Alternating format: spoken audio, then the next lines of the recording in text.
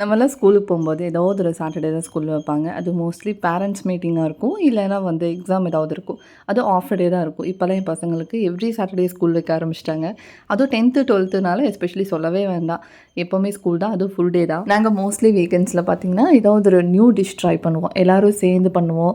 And வந்து ஏதாவது movie பார்த்துட்டே வந்து டின்னருக்கு ஏதாவது ஸ்பெஷலாக பண்ணுவோம். அந்த மாதிரி இன்றைக்கி வந்து சோயா உருண்டை குழம்பு பண்ணியிருந்தேன். ஆக்சுவலி நான் உருண்டை குழம்பே பண்ணது கிடையாது என்னோட லைஃப்பில். ஹானஸ்ட்டாக சொல்லப்போனால் பருப்பு உருண்டை குழம்பெல்லாம் வந்து ரொம்ப ஃபேமஸ் தானே. பட் அதே நான் இது வரைக்கும் ட்ரை பண்ணது கிடையாது. எனக்கு அது பண்ணுறதுக்கு எப்போவுமே கொஞ்சம் இது வேண்டாம் அப்படிங்கிற மாதிரியே இருக்கும். பட் இன்றைக்கி வந்து இதில் பண்ணி பார்க்கலாம் அப்படின்னு சொல்லிட்டு சோயா சங்க்ஸ் வச்சு சோயா உருண்டை குழம்பு பண்ணியிருந்தேன். சாப்பிட்டோன்னே எல்லோரும் ஆஹா ஓஹோன்னு சொல்ல ஆரம்பிச்சிட்டாங்க. அந்தளவுக்கு அந்த ரெசிபி வந்து அவ்வளோ டேஸ்ட்டாக இருந்தது. ஆக்சுவலி கண்டிப்பாக அந்த ரெசிபி வந்து உங்களுக்கு ஷேர் பண்ணுறேன் நெக்ஸ்ட் டைம் பண்ணும்போது. நம்ம ஏதாவது நியூவாக ஒரு டிஷ்ஷு ட்ரை பண்ணி அது வந்து சக்ஸஸும் ஆயிடுச்சுன்னா அதை விட ஒரு பெரிய சந்தோஷமே கிடையாது. அது வந்து சமைக்கிறவங்களுக்கு தான் புரியும். அந்த ஒரு ப்ரவுட் மூமெண்ட் மாதிரி அது இருக்கும். நீங்கள் என்ன டிஷ் இந்த மாதிரி ட்ரை பண்ணி ஃபஸ்ட் டைமே சக்ஸஸ் ஆயிருக்கு அப்படின்னு சொல்லுங்கள். நான் நெக்ஸ்ட் வீடியோவில் மீட் பண்ணுறேன். பாய்.